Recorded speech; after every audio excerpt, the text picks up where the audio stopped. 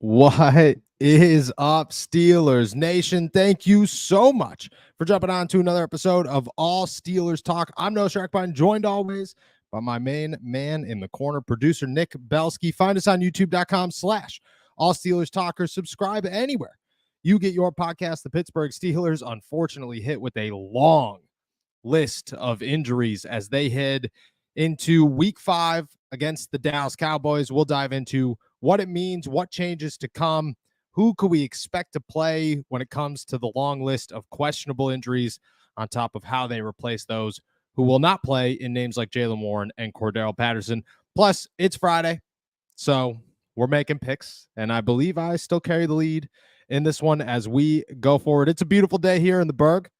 I'm messing with my lighting, so that's why we're late here, and I still kind of look orange a little bit. But how you feeling, my friend? I'm feeling good, and you're looking good. Trust me, we're switching around. Me and you both went through the rigorous training of Point Park University. So lighting, camera angles, all of that is like infringed in the back of our brains. So or ingrained in the back of our brains, I should say. So you know what? I enjoyed it. I got a little PTSD from you running around your room there. Yeah. And I'm ready to talk, though. I'm ready to talk football and not broadcast standards. No doubt. I will say it definitely failed the camera class. 100% failed the camera class. Last one, whatever it was, camera 2, whatever it was, the second, the one where you were like, oh, I could do this. I could do more of this. I could not do more of it. Couldn't even come close. So we're trying, learning on the fly. They say, you get wiser with age. And that was my excuse with that one. Let's dive into one news and notes that we had coming in here. And then obviously a long list of injuries, but you can't go a day without talking about a wide receiver trade in Pittsburgh. And when there are ones to watch, you watch them, and they never seem to fail. And this is what happens today as well. I'll toss it over to you. What do we got from Davante Adams this afternoon? Davante Adams decided, you know what? He's a poetry fan, so he wants to throw up some poetry on his Instagram, starting with just a picture and nothing else of Edgar Allan Poe. Now, I know some people might not know it. Omar's burner definitely does, who says, great day for Edgar Allan Poe. But Edgar Allan Poe passed away in Baltimore. Also, most of his poetry was about Ravens. And of course, the Ravens were reportedly one of the teams that were interested. So Davante Adams throwing a little bit of information out there at us to start the weekend. Yeah, I immediately called somebody down in Baltimore and said, hey, pal, just see Davante's tweet? Because I just saw it and kind of gave me Baltimore Ravens vibes. I don't know why. They told me that, it's fun and games. It's hilarious, but they have no idea what he's talking about. That being said, I think there's always a message to something. Davante did follow it up with another tweet, which is, classic Davante, I feel. Classic wide receiver quote. Believe nothing you hear and half of what you see, sir. Edgar Allan Poe wrote that one. So I got to ask you, Nick, because I immediately, my mind went journalist, and I said, how do I get to the bottom of this? This is wide receiver news. You cover wide receiver news. From afar, from a fan, what were your thoughts when you saw that bad boy? I said, oh, God, no. Please, no. I mean, we all know the Baltimore Ravens have a lot of weapons, and wide receiver is the area where they have the least weapons. I like Zay Flowers, but outside of that, Rashad Bateman has been Rashad Bateman for the last couple of years. But you add Davante Adams to that group of weapons. I mean, the two tight ends with Likely and Mark Andrews, plus what they have in the backfield, the duo of Lamar and Derrick Henry, and you just look at that and say, oh, no. That's probably the worst place that he could go if you're a Pittsburgh Steelers fan. I agree. I mean, I'd rather him go to Cleveland, if we're going to be honest. Baltimore is a tough one. If you're anybody in the AFC North or in the AFC in general, you don't want Davante Adams to go to Baltimore, because that gives Lamar Jackson the one thing he's never had his entire career. He's never had a number one true superstar wide receiver. He's had Zay Flowers, who's, coming into his own, and I think he's going to be great in the NFL. He has never had a Davante Adams. He's never had anything close to a Davante Adams. And could you imagine Derrick Henry, Lamar Jackson, and then Davante? Davante might not be thinking Baltimore. I think I might have just convinced him too, at least bare minimum. So shout out to that one. I don't think it's happening. And then on the Pittsburgh Steelers front of things, you want to know what I was told today? What were you Actually, last night. It was real late last night. I was told because I asked, said, hey, is anything going on? I sent that text probably about 7 o'clock. I got a response probably about 11:45 that just said, yeah, great. They get back to me real fast, right? That just said not spending $1 million to not play. And I said, okay, that means we're going into Monday. That's where we stand here. So when it comes to the Davante Adams trade front, I think we could calm it down for the time being, at least until next week. But again, we'll see what happens. On the important side of things, the non-Instagram photo wide receivers being wide receiver things, the Pittsburgh Steelers have a long list of injuries heading into Dallas. And obviously Dallas is without two massive names in Micah Parsons and DeMarcus Lawrence, but the Steelers are hit with some big names themselves. And we'll start with the big one that we all know, Russell Wilson, questionable. Did you kind of get the Russ is not going to be questionable vibe when Mike Tomlin spoke on Tuesday? I kind of personally did. I thought this is going to be the one where Russ is not questionable and he's the backup. And then, you go into Tuesday with the decision to make. No, I'm not surprised at this. Honestly, Russ has been Mr. Limited, Mr. Questionable all season long. So I'm not surprised that Mike Tomlin is going to be able to push this as long as humanly possible. And yes, there's no need. He has had a injury designation throughout the season. He's had an injury designation, been on the injury report all week. So if you can, why not put questionable on top of there? I mean, I could be questionable because I have some bad sushi on Saturday. So why not put that designation on there and keep things status quo for right now if you're Mike Tomlin? Makes everything easier to handle. If you are eating bad sushi and then I don't like sushi, but before that was the worst answer. You don't like sushi at all? No sushi? Do you do fish? Not really. That would explain it. Crabs and why can't I think of it? Shrimp. Yeah, that makes sense. If you don't like fish, you don't like sushi. That goes hand in hand. I get that one. On the other side of things, and I kind of got the vibe of calf questionable. I don't know, but I agree with you. He's going to draw this out. I still think Tuesday is the deadline, and I think we'll get there on Tuesday, but that depends on if Justin Fields goes out there and stinks. I don't expect him to, but you never know. You never know. Following up with two pretty big ones, if we're going to be honest here. Jaylen Warren, knee, Cordero Patterson, ankle, both of them out. Not surprised, but for it to be official, you start to have to accept that the Pittsburgh Steelers just got slammed with two massive injuries in the backfield and two massive injuries to their defense. What do you expect? What do I expect? I expect this. Jonathan Ward is going to come up. Muppiers, which shout out Muppiers, because me and Nick just realized what that name meant when we were trying to read your comments about how we don't know how to pronounce the name. Jonathan Ward will be called up, I would imagine. I mean, I have a hard time saying they're going to elevate LaMichael Pirine and just say, Jonathan Ward, man, no, sorry, buddy. You've been here all season, but we're going to call up the guy that didn't make the practice squad, now made the practice squad. I would imagine it's Aaron Chaplin, Jonathan Ward, and a whole lot of Najee Harris. Your trust level, I guess, would be the question here in that backfield. I mean, fortunately for them, we got some good news on the offensive front and some bad news on the defensive front for the Dallas Cowboys. So this might be the perfect week for them to be shorthanded. If you had to pick one, which you wish you never had to, but if you had to pick one, going up against one of the lower half of rushing defenses who is without Micah Parsons and Lawrence, I think that's when you say, okay, it kind of balances out a little bit more than you would have thought coming into the week. Yeah, I agree.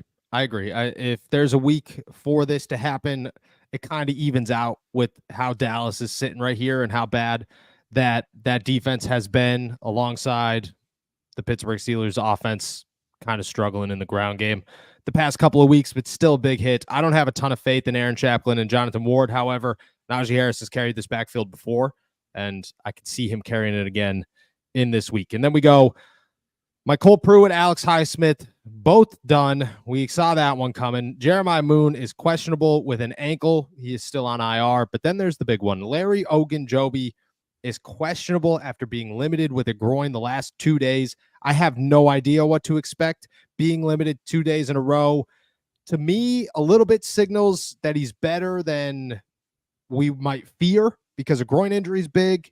To suffer it during practice is bigger, but to be able to return the next day and be limited the next day, somewhat gives you the hope that, well, he was able to go and maybe they were just being precautionary with that second day. Because this is Larry O, man. He does not need to practice. We've learned one thing about Larry O, and that he does not need a practice day to suit up on Sundays.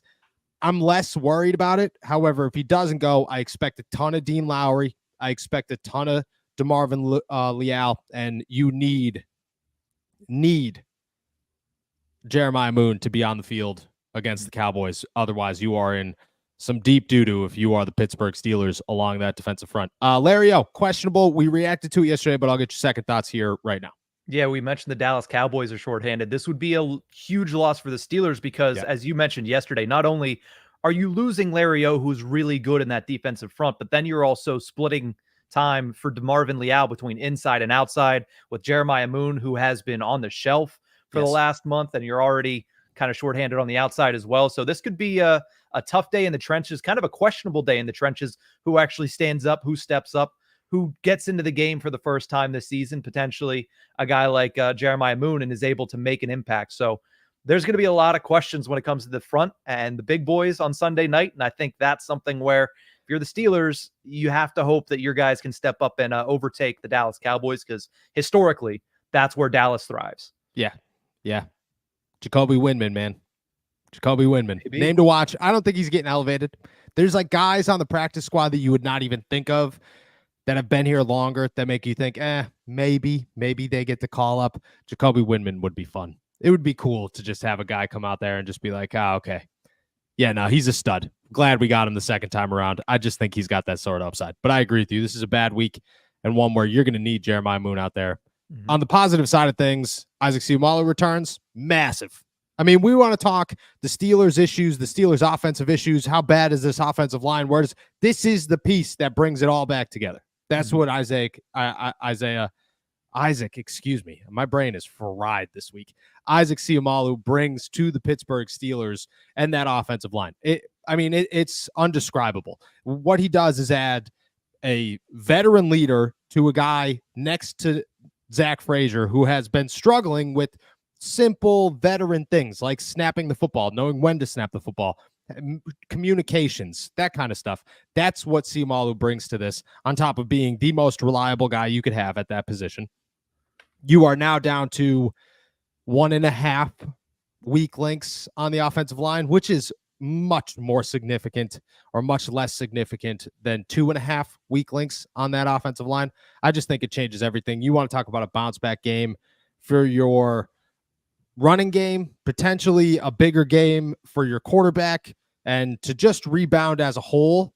Ask about what pieces you could get back that would be more significant than an offensive lineman, and I'll tell you there are very few. Isaac, coming back, your thoughts? Yeah, that's massive. I mean, coming into this week, this was the one injury that was realistic to potentially go in the right direction for the Steelers. That was the biggest one, right? We knew Jaylen Warren wasn't coming back. We knew Alex Highsmith wasn't going to be ready for this week, but Isaac Seumalo was huge. And now he might not go out there and have a phenomenal performance because, well, he hasn't faced really many live bullets this entire season. He didn't play much in the preseason, but you mentioned it, having that communication there, having that veteran presence to be right next to Zach Frazier is a huge thing, because no shade to Mason McCormick, no shade to Spencer Anderson. I feel like they've stepped up in large portions of the first 4 games of the season for the Steelers with their performance. But when it comes to Frazier, you're putting a lot on him. We've seen him making calls at the line as a rookie center. That is impressive. So with some of these other things falling to the wayside, Seumalo should help pick them up and should help kind of solidify the interior of that offensive line. So I'm ecstatic that he is seemingly making that return, and I think it is huge for the Steelers, especially against, like we mentioned, a defensive front that's a little banged up, so maybe he can take advantage in his first performance. Dude, ecstatic was a word there. That was a good one. You want to talk about all the ways to describe how you're feeling about Pittsburgh football. I didn't enunciate enough, but I am ecstatic about him coming back. Ecstatic. Certainly. It doesn't matter. It's a great word to be used on an offensive lineman. If you're going to use a great word for an offensive lineman, ecstatic is definitely one of them. All right, that's the big injury. Go ahead. I was going to say I said a player to watch was the punter in week 1. So I'm big on the lesser known guys. Look, dude, this is a football show, okay? And if we've proven anything this season, this is a football show. We have hyped up the fullback, the punters, and the offensive linemen beyond anybody. And We got a quarterback competition that includes one of the most versatile, crazy quarterbacks we've seen in a long time. And we're hyping up right guards with long hair. I mean, this is, as we say, this is a football show. This is a football show. All right. With that said, we're going to dive into our bets and your questions as we do every single day. And I'm very excited for game picks in this one. But first, we're going to take a break real quick and hear from our boys over at DraftKings. There's a crisp in the air. The leaves, they are falling. And my friends, football is on every single weekend. That is what fall is all about. And you can make your weekends even more exciting with our partners, DraftKings. Right now, any new customer who signs up and bets $5 will instantly get $200 in bonus bets by using our promo code All Steelers. All you have to do is download the DraftKings Sportsbook app and sign up using our promo code All Steelers. The crown is yours. That's $200 in bonus bets instantly. Then stay in on the action and use that $200 in bonus bets to bet anytime touchdowns with DraftKings. DraftKings is the place to bet touchdowns. If sports betting is not yet available in your state, don't worry. You can still join in on all the fun with DraftKings daily fantasy football and have a shot to win cash prizes. Download the DraftKings Sportsbook app now. New customers use my promo code AllSteelers and bet just $5 on any wager and get $200 in bonus bets instantly. That's promo code AllSteelers only at DraftKings Sportsbook.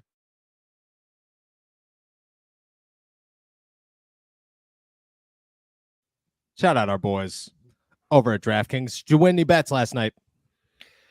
No, I did not win any bets. I was on the Bucks, and that was a heartbreaker. You were on the what? I was on the Bucks. Oh, it was a heartbreaker. That's a tough night. That's a tough night. That is the one team. That is the one team. Sorry, I didn't mean to interrupt you here, but that is the one team I cannot predict. For the past 3 seasons since Baker Mayfield walked in there, I have no idea how to bet the Tampa Bay Bucks. So whenever I saw that they were on Thursday night, I said, this is the worst thing that could possibly happen to me. Yes. There's no other games on, and I want to bet football. So, at the same time, I should have just bid it and known I can't predict the Bucks. No, you always make a bet. That being said, I did bet the Falcons last night, and it felt pretty good to win. It felt pretty good. You want to know why? Because I told myself this is what I would have told people, and I'm going to listen. And I didn't tell anybody. If I told everybody, I wouldn't have done it, and you would have listened. So that's on me.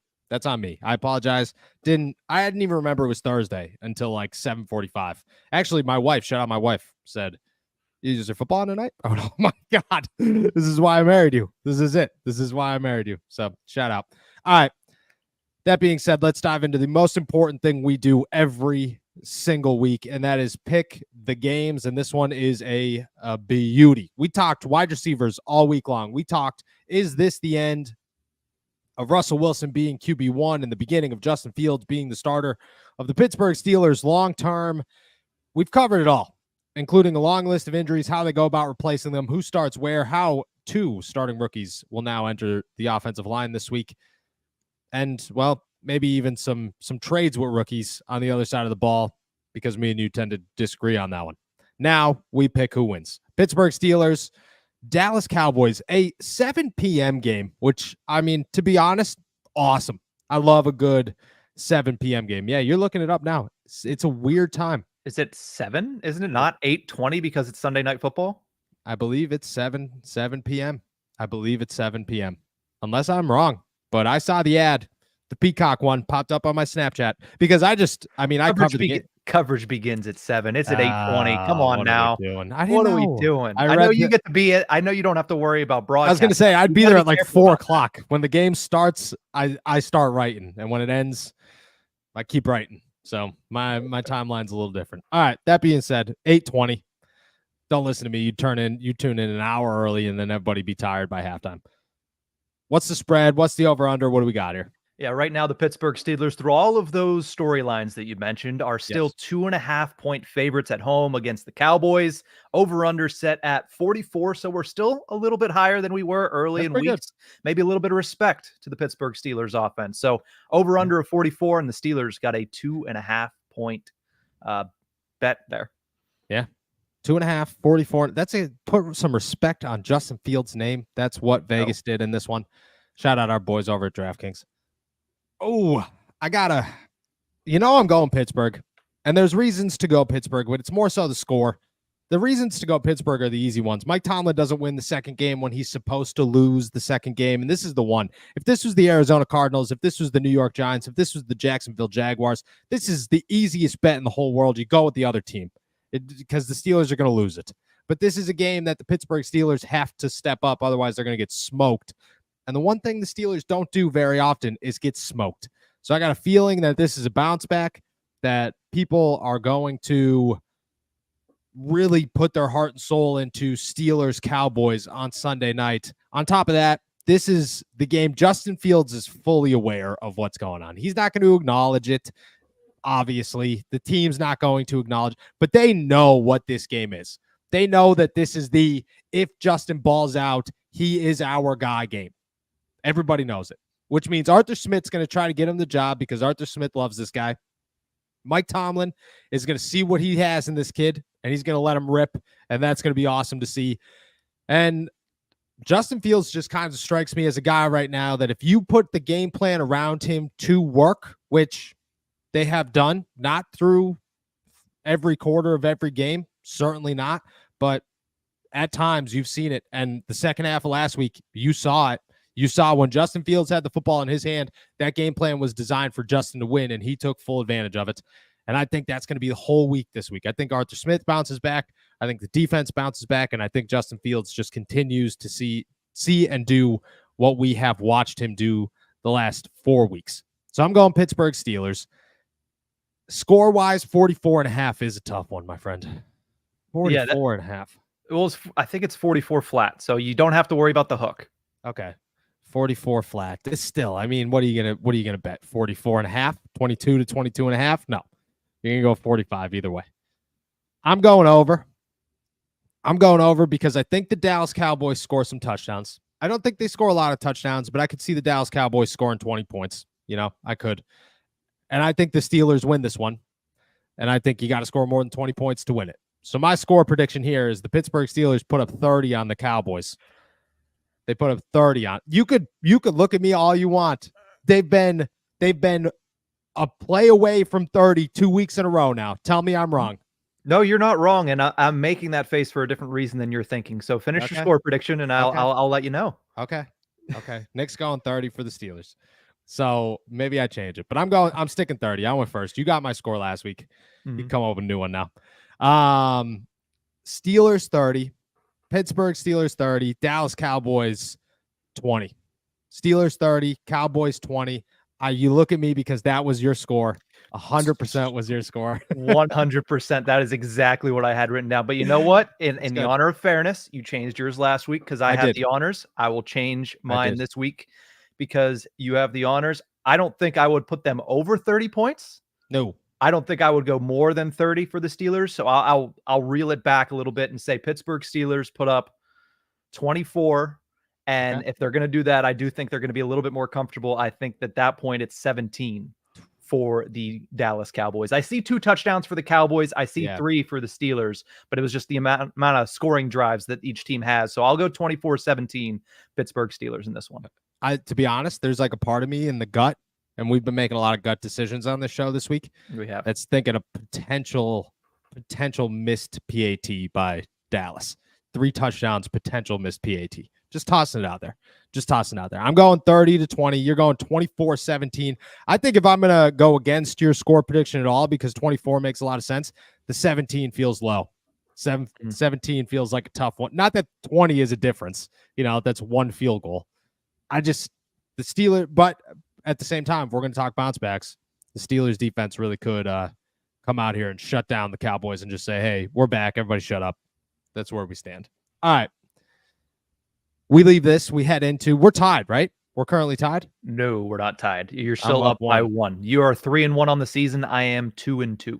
Look at the Pittsburgh Steelers. You're 2-2. Well, I predicted them to lose in week 1 and then win last week. So, yikes. That's a yikes. Yeah. Okay. As long as we just keep picking the Steelers week in, week out, I mean, I'll walk away winners and I'll feel pretty okay about that one. But I like being a 1-point lead with us. We're gonna have to come up with a tiebreaker at the end if we are neck and neck here. We did say that if either of us correctly predicts the score, there should be like a bonus point. Yeah, that 100% a bonus point. 100% a bonus point. Which you do we count reverse? Because you almost got it. We'll count it because that's what's on the graphic. So we'll count it. Okay. All right. Sounds good. Yeah. Sounds good. All right. With that said, we made our picks. We went through the injuries. We talked everything. Now it's time to answer your questions as we do every day. Toss them in the chat. We'll answer all of them before we head out of here. What do we got? Let's start with Chris because, we always like to highlight those that like to highlight us, who says, I saw your Davante Adams segment. I know Trice is on IR, but I would ask if he would be okay with the trade to the Raiders. He is the most expendable option of the three we mentioned yesterday. 100% agree on that one. I think we all agreed with that. Corey Trice looks like the name that if you were going to trade anybody of that group of those three, Corey Trice makes sense. You're not 100% sold on the kid. He doesn't have the playing system. I mean, he's played two and a half games, and then he got hurt. Like it's not like you have a lifetime of we owe this guy anything. And don't get me wrong, I like Corey Trice, and I think Corey Trice has a bunch of potential left in him if he can stay healthy.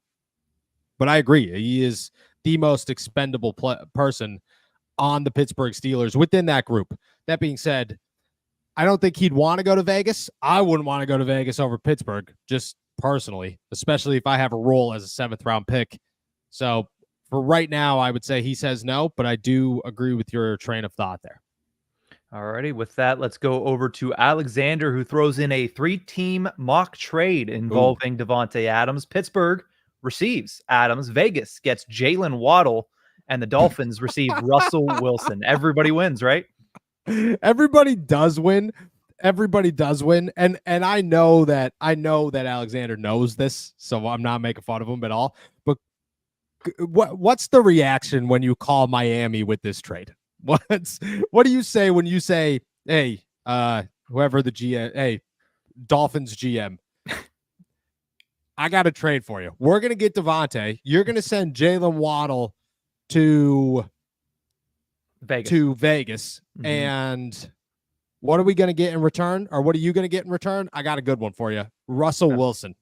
Russell Wilson's the guy. This is exactly how that conversation starts. Omar Khan picks up the phone. It's answered on the other end. How desperate are you right now? How desperate are you right now? I think you're very desperate. I got something to sell you. I got something for you. I think he starts with, I think he tries to pitch him a little bit. I think, hey man, dude, you guys stink right now. But you want to clear the air. You want Tyreek to get more targets. You want him to be happy. I know a guy who's definitely going to throw him the football because he loves throwing deep. Mm-hmm. Russell Wilson. And to fix the fact that you're losing a receiver, we'll throw in Van Jefferson for free. Yes. Nothing for free. We'll just send him to you. Honestly, do you want him? Because we'll just send him either way. It's totally fine there. That would be magnificent for the Steelers. A lot of crossroads here. A lot of things that would get in the way, I think, on the way to this one. Let's go over to Nate Moore, who says, Big Ben said today on the Pat McAfee show that he'd love to join the Steelers again. Do you think they should bring him on to the coaching staff? I mean, that would be awesome. I think Ben, there was the belief that Ben had some tensions with the Steelers organization after he retired, because, I mean, it's not really hidden at this point that they somewhat forced him out of there, at least just a little bit, just like they did the rest of them. And nobody takes it well. And eventually you get over it. And I'm just glad Ben did quicker than most of them, I would say. I would love to have him on the coaching staff. I think he'd make a great addition as a quarterback's coach, or just a mentor, a Brian Flores role. I'll just come in here and be an assistant, Ryan Shazier, whatever you want to make him. I think it would be very worth it. And you want to get him. He's not going to leave Pittsburgh, let's be honest, but you want to get him in because, I mean, he could help a guy. Justin Fields looks like Ben. He looks like a more athletic Ben. So bring him in. Let's go over to Alexander again. He says, yes or no? Do the Steelers sweep the Baltimore Ravens this season? And does that matchup decide who wins the AFC North? It does. It does. It does decide who wins the AFC North. You sweep. It goes either way. Whoever sweeps the other one, if that's what happens, your chances are you're going to win the division. Cincinnati's not a threat. Cleveland's not a threat. It's going to come down to Pittsburgh and Baltimore. And while Baltimore is getting hot, they're not going to only lose 2 games this season. They got to play all the same teams that the Pittsburgh Steelers do, and the Pittsburgh Steelers aren't going to lose just 1 game. So you're going to see where it goes, and it's not going to be a 2-game lead on either side, but it's definitely going to be it could come down to who wins both of those games if that happens. And I mean, to be honest, it gives the Steelers more of an advantage if they do it, because Baltimore gets hot. Like they lose 3 games, that wouldn't really shock anybody, just because they could go on that run, and the Steelers have a very tough schedule in the second half. Let's go over to John, who says A.T. Perry was released by the Saints today. He's 6'4", runs a 4.47 speed. Said he was buried on the depth chart. Was a beast at Wake Forest. So if he clears waivers, is that a good practice squad addition for the Steelers? That'd be a cool one. That would be a cool one. I mean, Perry was a freak at Wake Forest. He definitely was a freak at Wake Forest. I believe he went undrafted. I'm not sure if he got drafted. I believe he might have went undrafted, but he was real good. Didn't know he ran a 4.4 either. That's pretty crazy, but I could see that. Yeah, I think, to be honest, like Roman's gearing himself back, but Brandon Johnson might be a name to start watching as we approach some stuff, just because I think the Steelers do like what they see in that kid and why he's here. Alrighty, let's go over to Bert, who says, do you guys honestly think Pittsburgh is in the top 3 teams that might get Davante Adams? I just don't think so with the other teams out there that will overpay for him, in my opinion. I think they are in the top 3 that would get them. I mean, yesterday we broke them into categories, and the Steelers were like the easy ones, but it more so is just like the don't have to overpay for him, because you're right there. There are going to be teams that overpay for him. The Jets and the Saints are those 2 teams. I could see the Jets overpaying for him. I could see the Saints. I see the Saints more than the Jets overpaying for him. I do think the Steelers are right there, though. I think the Steelers, to a degree, would be willing to overpay for Davante Adams. Not saying I agree with it. I'm just saying I think that they would. So where we stand right now, yeah, I do believe the Steelers are in there. From what I have been told, the Pittsburgh Steelers have had fluid conversations this entire time. Since the moment that he became available, they have been on the phone with Vegas, and they're going to continue to be on the phone with Vegas. Nothing's going to happen this weekend, but I would imagine that they continue to try to work things out. So, yeah, I do think they are a top 3 team. 9 Mil Gaming says, what's the best way to get to the game? Going to the Steelers-Jets game, and we'll be taking the Gateway Clipper for the first time. Yeah, that's a good one. And it's still going to be like fall weather. It's going to be real nice outside. That's a great one. The Gateway Clipper is the way to go. I think it's a blast. You know, it's really cool. It's a good environment. It's just packed with Steelers fans, and it brings you right there, like literally right in front of the stadium. So I would say Gateway Clipper's the way to go. Steven wants to know, if Fields is getting better week after week, what are you expecting from him this weekend? I mean, you have a challenge. Let's not act like Dallas doesn't have a good secondary. They have a good secondary. But at the same time, they play a zone defense. The Steelers have guys who could take advantage of a zone. We saw that. I mean, Pat Freiermuth, that is his specialty. Darnell Washington will take advantage of it as well. And that's what Calvin Austin thrives in as well. So you have guys that can overcome this. The running game's got to take off, but I do expect more from Justin. It's going to be hard to top last week's performance. That was an electrifying performance. And I get it. It was just the second half. So if you could do it for the whole game, you top it, but it's hard to put that on for a whole game. So I expect a great performance from him. I expect over 200 yards and, a couple of rushes. But to be honest, I could see it being the other way, where he's 150 yards and 150 yards rushing. Either way, I expect us to leave this game with conversations of, yeah, Justin's the guy. Let's go over to Lifted Ones, who wants to know, is Jonathan Ward at the very least a back that runs up the field and is a little bit more shifty than Najee? So give us a quick scouting report on the style of runner that Jonathan Ward is. Fast. Fast would be the word to use with Jonathan Ward. He is a speedy dude, and he could get around the corner and make some guys miss, which is great. That's what you're looking for. In a zone running offense, it works if he could hit the hole well enough, which hopefully he does. I don't know. Haven't seen him do a lot of it, but he looked good in training camp to the point where you noticed how shifty he was. He's definitely more explosive than Chaplin and Najee Harris. And I hope the Steelers are going to utilize that, because I just think it's an asset to have that type of speed in the backfield. You could figure it out one way or another, but he is fast is the word with Jonathan Ward. OS wants to know, I'm going to test your historical chops here. Can you help me and tell me who Edgar Allan Poe is? Yeah. Edgar Allan Poe is like the only guy I ever read in school growing up because I didn't like reading. I didn't like reading that. I enjoy reading books. Actually, I very much so enjoy reading books. Yeah, right? Stuns you a little bit, but I'm a big book guy.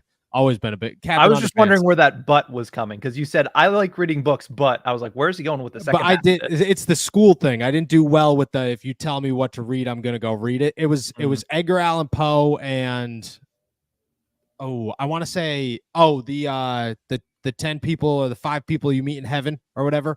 That was one we had to read in school. That was an awesome book. Go read it. Edgar Allan Poe was the only other guy because it's short, one page. Wow. Flip it. I mean, the paradigm shift between people you meet in heaven versus the very, very dark Edgar Allan Poe. That's they really got you from all ends on that one. Yeah. Oh, 100%. 100%. Before and then like on the top of that one, I was like still into like, I don't know, Diary of a Wimpy Kid or whatever, because I was like 10.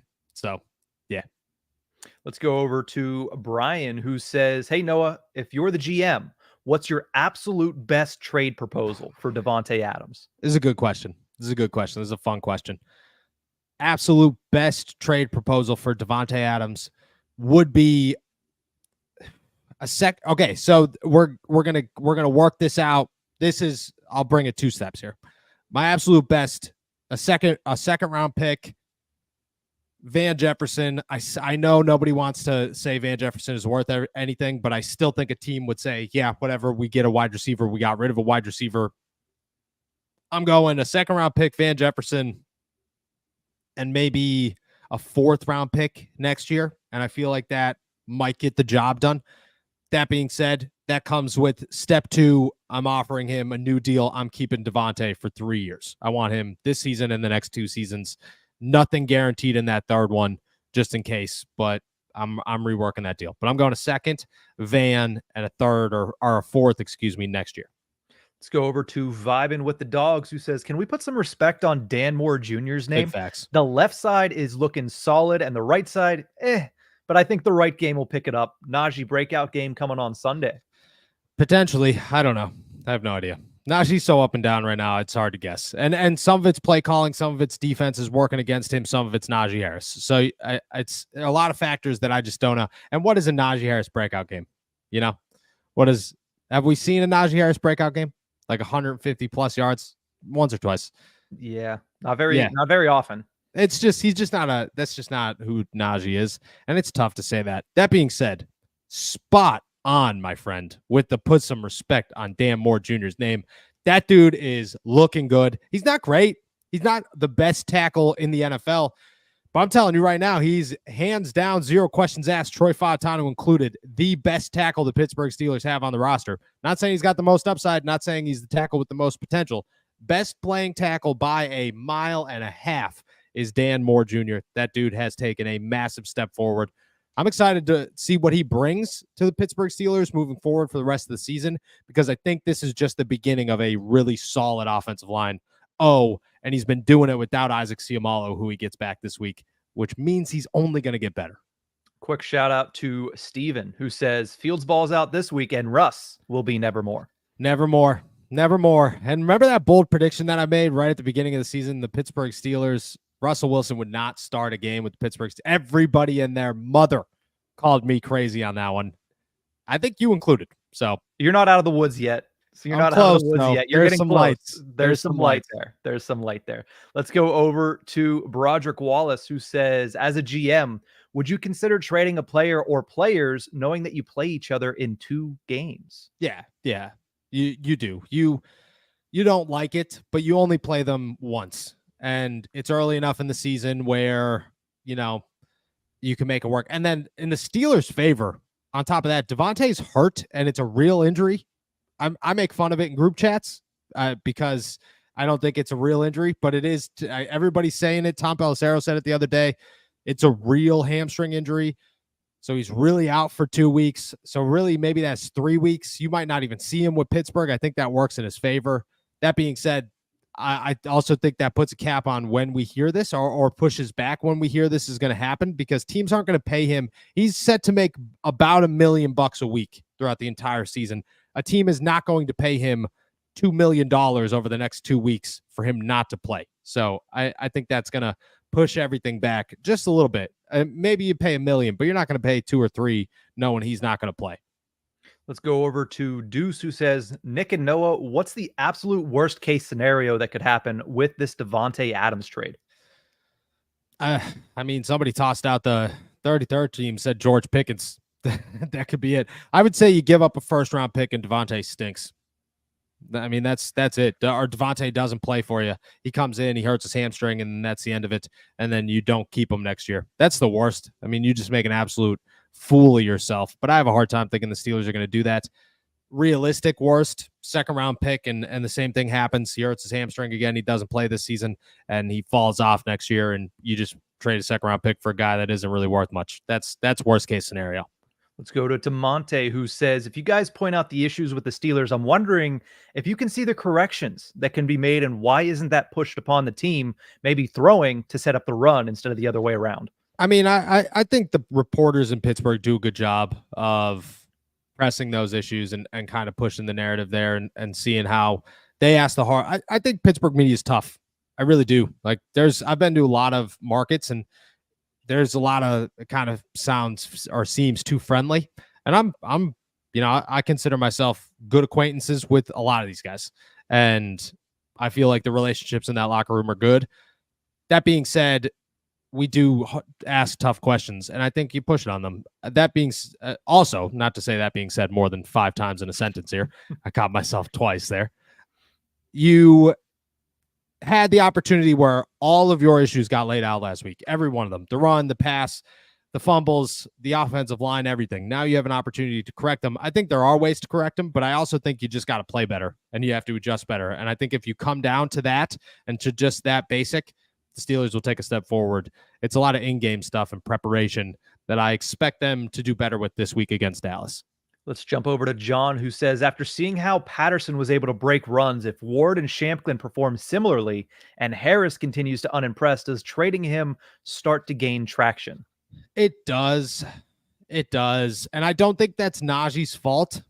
I believe that if he continues to struggle, a lot of it has to do with the defenses knowing how to stop him at this point and just making sure that those defenses and those blitzes are called when Najee's on the field. I don't think that's Najee's fault necessarily. You want to be able to overcome it, but sometimes you just can't. Sometimes the defense is totally sold on stopping you. Indianapolis was a good example there. Totally sold on stopping Najee Harris, and they did it.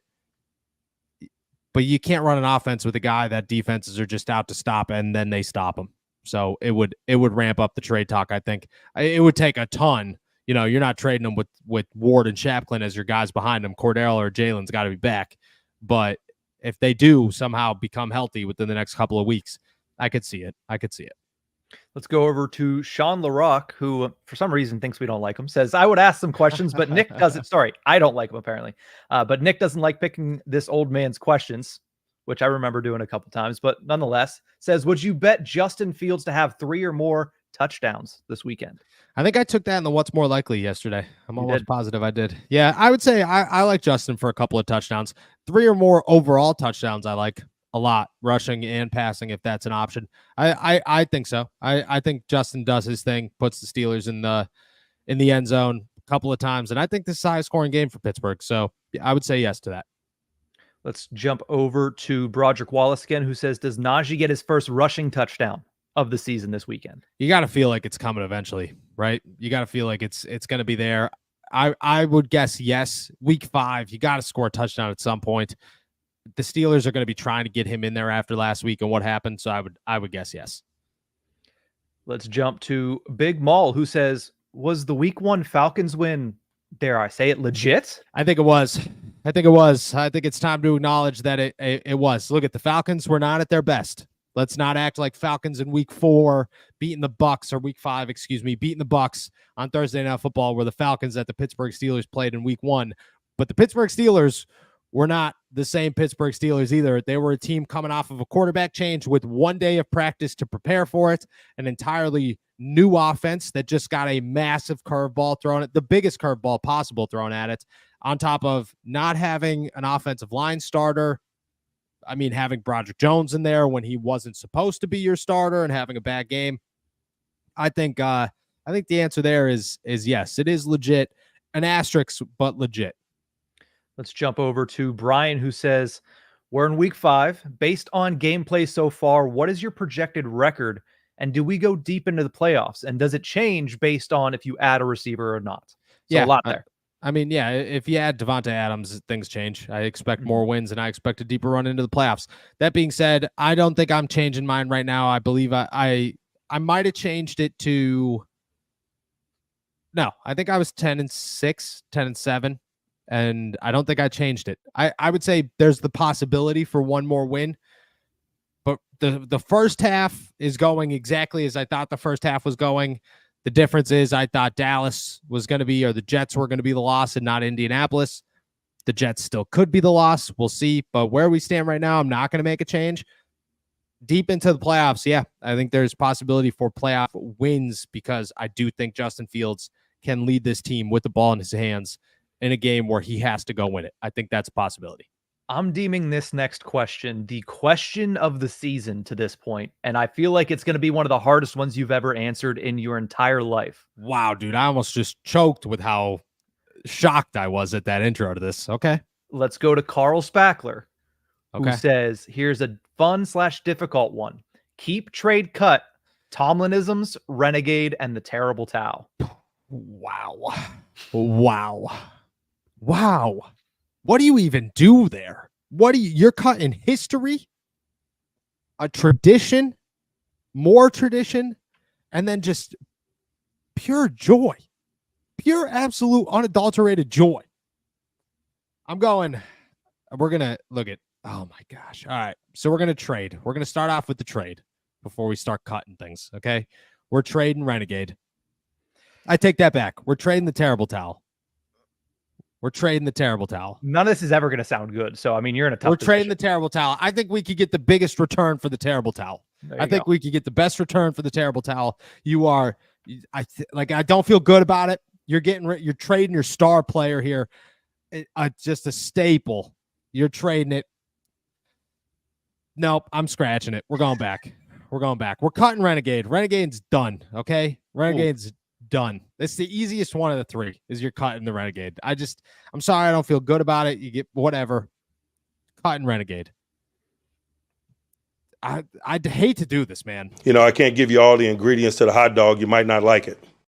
We're trading the Tomlinisms. You just can't. You can't trade the Terrible Towel. That is the Pittsburgh Steelers. You could replace the Tomlinisms. You can replace them all. Your team stinks. You know, it's the most boring team in football now. But at least you got some towels.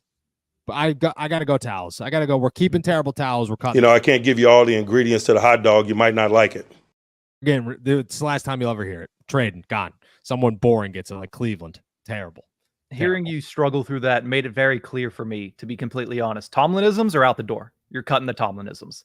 They're fun. You're cutting the Tomlin? When is Renegade's good like once every 5 times? They're fun, but at the same time, I don't really care what the head coach says on the podium. It's entertaining, but does it have an impact on the game? No, the other two do. Renegade, with that in mind, is traded. It's a fun moment, but it's one moment. But what are the Steelers without the Terrible Towel? Not the same atmosphere. So Terrible Towel is kept. Renegade is traded because high value. It stinks. I love Renegade, but high value, and you're cutting Tomlinisms because I don't think there's no way outside of Rich Eisen or maybe Jay Glazer. You're not getting a good return for the. No, you're getting a fantastic. Do you know what teams would do? Do you know what teams would do for a Tomlinism? They try to come up with Tomlinisms. All it takes is one. Okay, Dan Campbell will forever be known as biting kneecaps off. Okay, you're biting kneecaps off.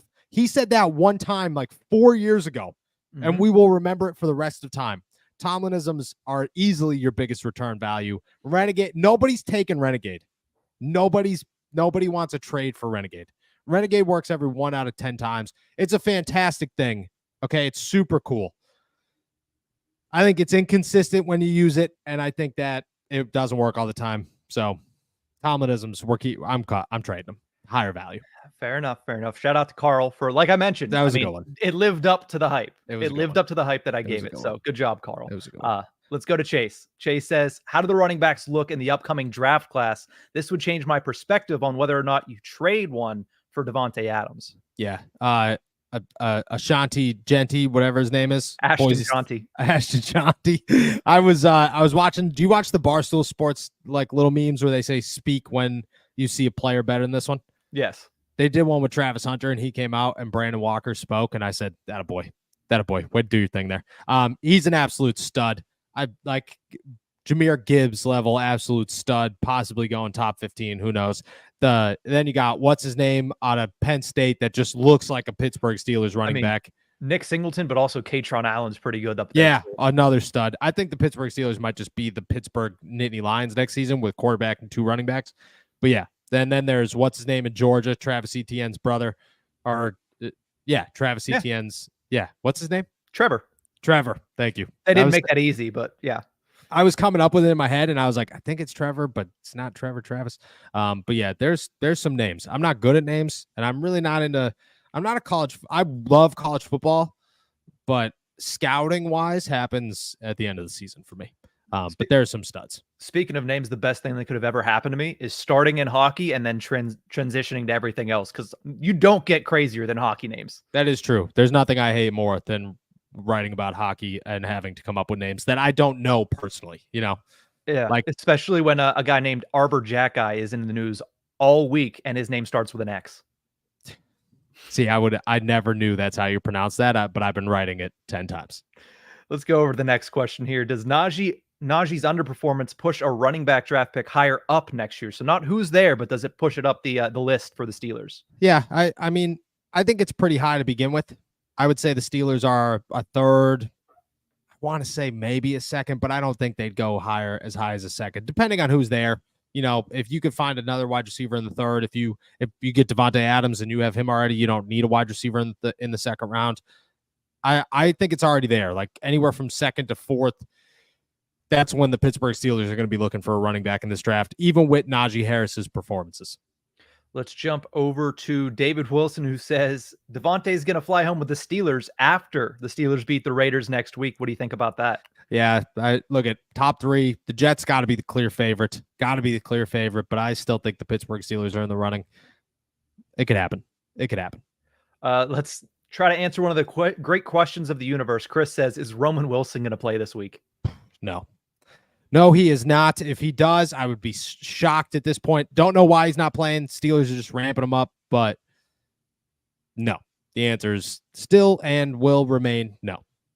Let's go over to Jayski, who says, finally making a live stream. Shout out. The Cowboys defense missing key players, who does our offense need to worry about the most? Yeah. Apologize that this is the live stream that you caught, simply because I'm rocking the worst headache in the whole world. So I'm about half of my game right now.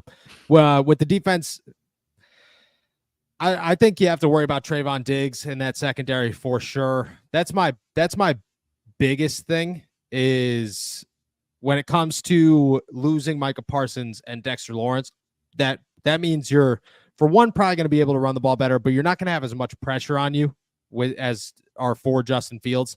You can't make dumb plays. You can't make bad decisions, and your wide receivers have to get open. Just because you have more time doesn't mean you can't make poor, ill-timed throws because you feel like you're on top of the world. So the secondary is the challenging one here. There are some names back there that you got to pay attention to, and I would say that's the most dangerous thing when it comes to the Cowboys defense outside of losing their 2 stars. Yeah, the one guy that, based on last week's game, Overshown, the linebacker, was flying. So yeah.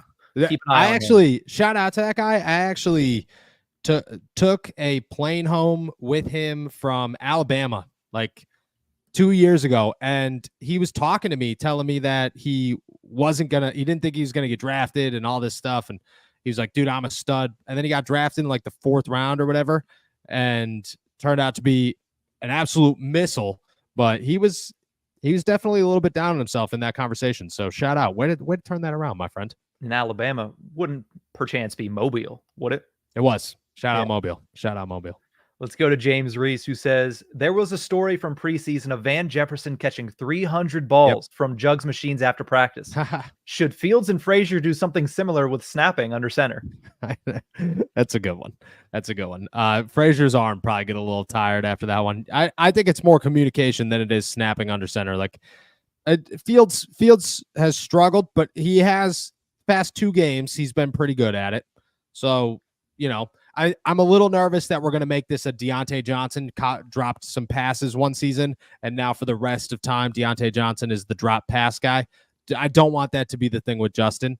So every game that passes, I think we ease up on that, and it gets more and more relaxed. But yeah, they do need to work on it because you can't play NFL football without being under center. Let's jump over to OS because we did it with Jonathan Ward earlier. Can you describe Aaron Shamplin's running style? I don't know it. I don't know it. Like, not enough of a sample size. There's just no sample size. Like Aaron Shaplin's a dude that you didn't. Look at Aaron Shaplin's a dude who he catches footballs. He's got good hands. He could pass block, which is great. I don't know if he's like Jaylen Warren level pass blocking, but he could pass block, which is great. He's shifty, but there's like nothing about him where you say, "Oh, this dude is an absolute stud." He just makes plays. Like he's compact. He can make you miss, but really he just finds open space. Like that's his biggest thing is he finds open space. And when it comes to like what is his running style, it's like if you played a video game and just if your options were like receiving back, elusive back, power back, and then it was just like normal. That's Aaron Shaplin. Like he doesn't do anything extraordinary. He just does everything like good enough. So I would say he's good in open space. He's got decent speed. He's great at finding holes, which is good. And he could catch the football and he could pass block, which is what you're looking for. Mm-hmm. Again, it's not like Jonathan Ward you could describe as like shifty and fast. Najee Harris you could describe as he will punch you in the face. Jaylen Warren is a little muscle hamster. Aaron Shaplin's just like we'll find out. He's just a running back. It's just a running back. I mean, he has 5 yards per carry. That is on one carry, but 5 yards per carry nonetheless in the NFL. It's not bad. It's not bad. Who did he carry the football with? The Steelers? Yeah. Shout out. He had 1 carry last week for 5 yards. Shout out. Hey, it's more than Najee. Shout out. Let's go to Deuce, who says, if we are as serious about contending as we say we are, how much do we consider trading Najee versus just losing him for nothing? I don't know. If you're serious about contending, you don't trade Najee. You are okay with losing him for nothing. And I also don't know what you're getting in return for Najee. And that's you're not going to trade Najee Harris for a 4th round pick.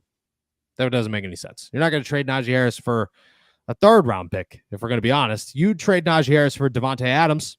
If they made that we only will accept Najee Harris. But at the same time, you don't trade Najee Harris if your other 2 running backs are injured, which is where they are right now.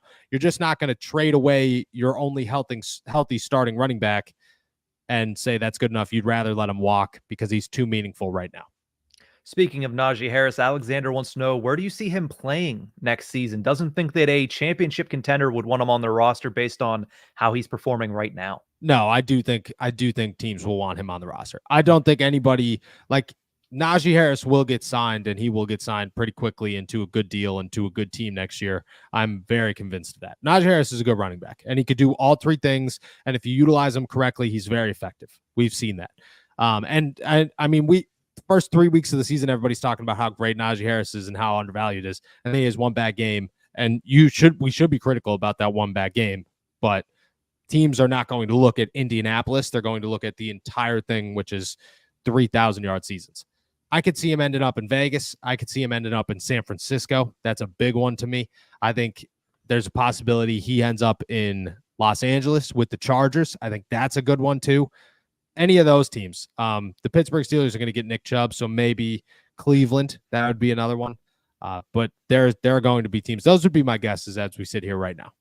Let's close out this episode and this week with this question from Raymond. I want your take on the 2008 or 2010 Steelers defenses and which one mostly relates to what we're seeing right now with the Steelers play style. Oh, I would say 2010 relates more of what we're seeing right now. And that is dominant very, very. To be honest, like I think 2010 might have been a sleeper for the best of the group. As crazy as, I get it. They didn't win the Super Bowl, or was that 2012 they lost? 2010 was, I think 2000. Yeah, the 2010 season is the one I think they lost. 2010 they beat the Cardinals. I'm almost positive about that. I'm bad with Super Bowl ones. Am I wrong? No, I think 2008 season they won the Super Bowl. 2005 they won the Super Bowl. 2005. Yeah, my apologies. That's where I was thinking. Seattle, and then I would say I think 2010's defense was low key better. Just in different parts. I would say it represents the Steelers more just because you're better in the back end. You have the inside linebacker crew. You have all these names that are if they play well, it's unstoppable. And if they don't play great, you lose. So I would say 2008, 2010. I don't think the Steelers defense currently is there yet. It looked that way the first 3 games. We need a much larger sample size to start comparing them to everybody. We also need to see, like, Patrick Queen hasn't been impressive, but is he not going to be impressive all season long? Keanu Benton is just getting started. Larry Ogunjobi's hurt now. What are you going to do a corner out without Corey Trice? James Pierre's got to step in eventually. There are questions. Cam Sutton's got to come back.